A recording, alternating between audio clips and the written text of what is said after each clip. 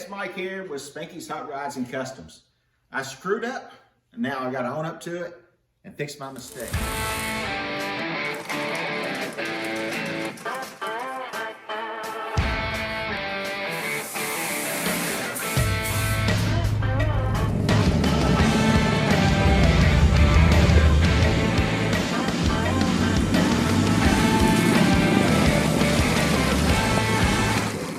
So it's always tough to get it right the first time. I try my best because I don't like to go behind myself. I painted the little Broncos parts and I made a boo-boo. Now, let's go fix it. All right, so today's challenge is this run right here. You couldn't see it before because everything was shiny, but I scraped it a little bit and now you can see it. What I'm doing is very carefully scraping the run down.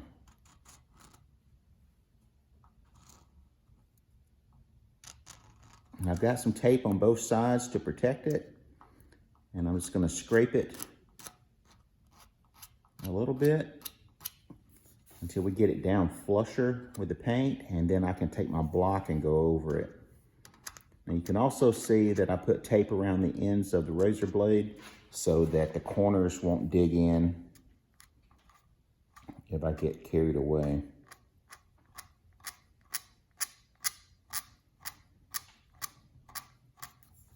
This isn't much to watch, so let me get this part done and I'll get to the next step and I'll show you how I'm gonna knock this out. Now this is not really a run, it's more of a sag, and it was perfect when I went inside. And this is where the reducer and the hardener doesn't quite meet the temperatures outside. And over a period of an hour or so, sometimes you can develop a sag like this when it's on an area like this crease. Gravity wants to just pull that paint back down as it dries too slow.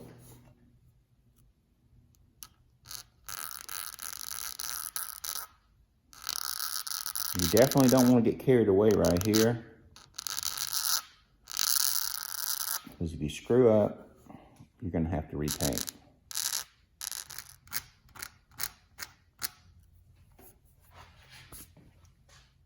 All right, so I've done as much scraping as I feel like I should do.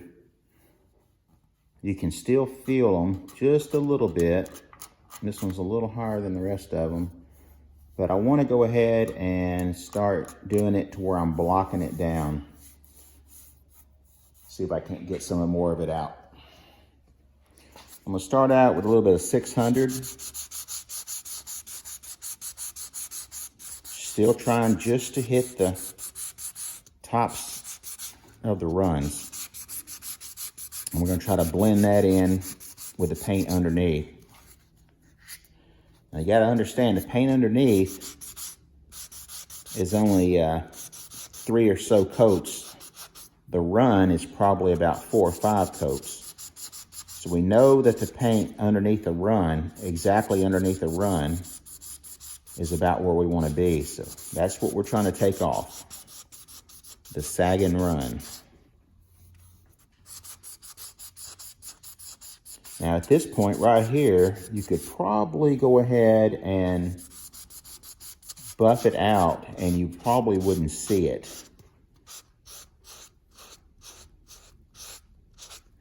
Don't want to get near the edges over here.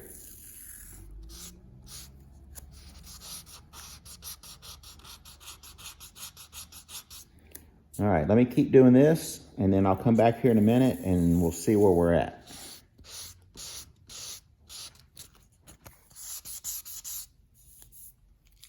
I'll switch to a little bit lighter paper. We're in the 1000 range now. You can see it being wet. You can barely see the runs. So we're going to continue to do this a little bit until we can get it knocked down even more.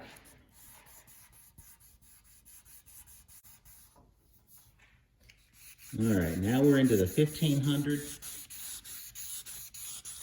At this point, I can barely feel anything, and I sure can't see anything. So I'm going to switch to 2000 now. And we'll hit it with that.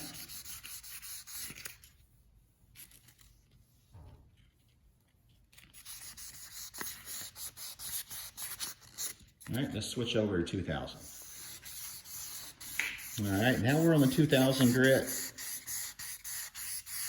And from here, we'll hit 2500 with a couple of strokes. And then from there, we're gonna buff it.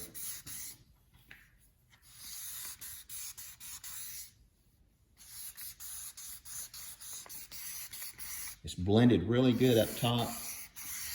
Really only have one little area right there, and it's just that most trickiest area.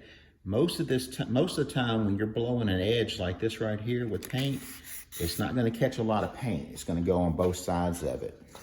So that's why we're being careful not to go through.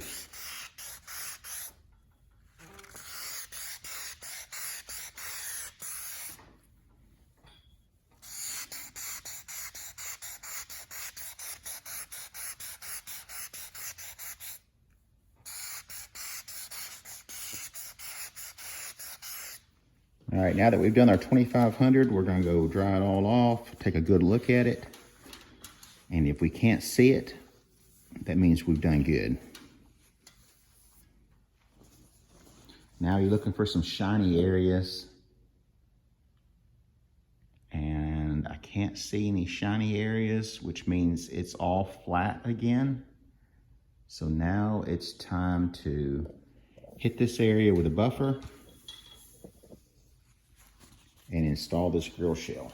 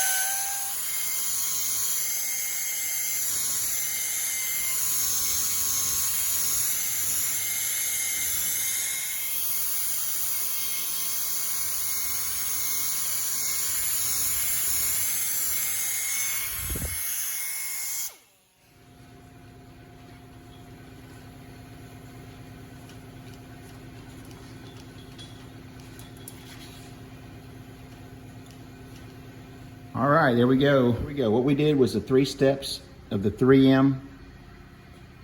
Perfect. Each color gets its own pad. First one, second one, third one. This finishes it up. Did a little mini buffer. Easy to control, small pads. It doesn't get out of control.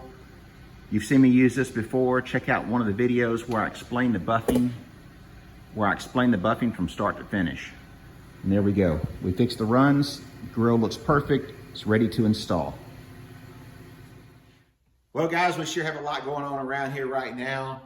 One-man show, and I've got stuff just coming at me from every direction, but I'm having a ball doing it. Don't forget to like, tag, share, and subscribe. Always follow us on all of our social media platforms. We got a lot coming at you. Fixing to introduce you guys to my son's Chevy Nova that we built back in 2000. Hit a home run with that car, and we're fixing to get it out of its mothballs and do a lot of cool stuff to it. You're not going to want to miss that. So hit that subscribe button. Do me a favor, like the video if you got anything out of it at all. And hey, it's free. It's free to like, it's free to tag, and it's free to subscribe. Take advantage of anything in life that's free. As always, thanks for watching. Now get out in the garage and go build something. See you guys in the next episode. I'm out of here. I think it's taco night.